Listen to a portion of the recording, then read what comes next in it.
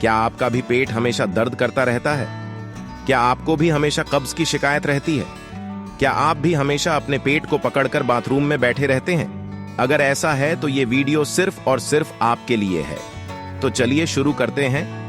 दक्षिणी भारत में हमें एक ऐसा जादू मिला है जो आपके पाचन तंत्र को साफ रखेगा। कोलन का साफ होना स्वास्थ्य के लिए बहुत जरूरी है। यदि आप फास्ट फूड दुकानों या सुपरमार्केट की अलमारियों से खा रहे हैं तो आप आमतौर पर बहुत कम पानी की मात्रा वाले खाद्य पदार्थ खा रहे होंगे। यदि मांसाहारी भोजन है तो भी यह एक समस्या है, क्योंकि शरीर में गति बहुत धीमी होती है। आप जो भी भोजन करें उसमें पानी की मात्रा अधिक होनी चाहिए। आपके शरीर में पानी की मात्रा 70% से अधिक है। यदि आप कोई भी सब्जी खाते हैं तो आमतौर पर उसमें पानी की मात्रा 70% से अधिक होती है। फलों में 90% से अधिक पानी की मात्रा होती है। इसलिए यदि आप इस तरह पर्याप्त मात्रा में सब्जियां और फल और मेवे और अंकुरित अनाज लेते हैं तो मल त्याग में कोई समस्या नहीं होगी।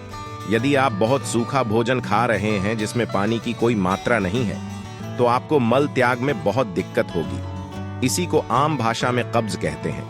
यदि आपके एक भोजन और दूसरे भोजन के बीच पर्याप्त समय है तो आपको कब्जस नहीं होगा। यदि आप हर समय चारा ढूंढ रहे हैं तो यह एक सोचने वाली बात है। आमतौर पर प्राचीन जमाने में घी हमेशा पहले कौर के रूप में खाया जाता था। घी एक चिकनायुक्त पदार्थ है जो संपूर्ण आहार नली को चिकनाई प्रदान करता है। यह खाने में वह पहली चीज होनी चाहिए जिसका आप उपभोग करते हैं, ताकि यह भोजन के एक निश्चित आसान मार्ग को सुगम बना सके।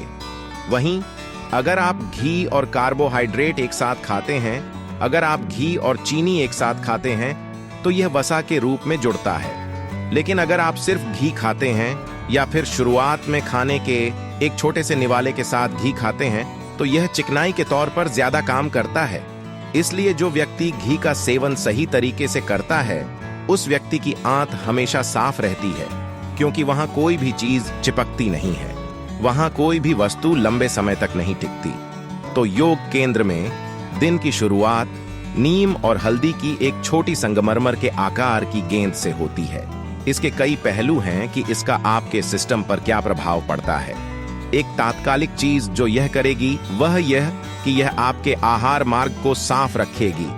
जब हम स्वच्छ कहते हैं तो यह एक ऐसा क्षेत्र है जहां आपके पास अन्य जीवन की अधिकतम मात्रा है। इस आहार पथ के भीतर सूक्ष्म जीवों का एक पूरा समूह मौजूद है। उनमें से कई हमारे मित्र बन गए हैं। हम उन्हीं के कारण जी रहे हैं, उन्हीं के कारण भोजन पचा पाते हैं। शरीर में अनेकों कार्य उन्हीं के कारण होते हैं।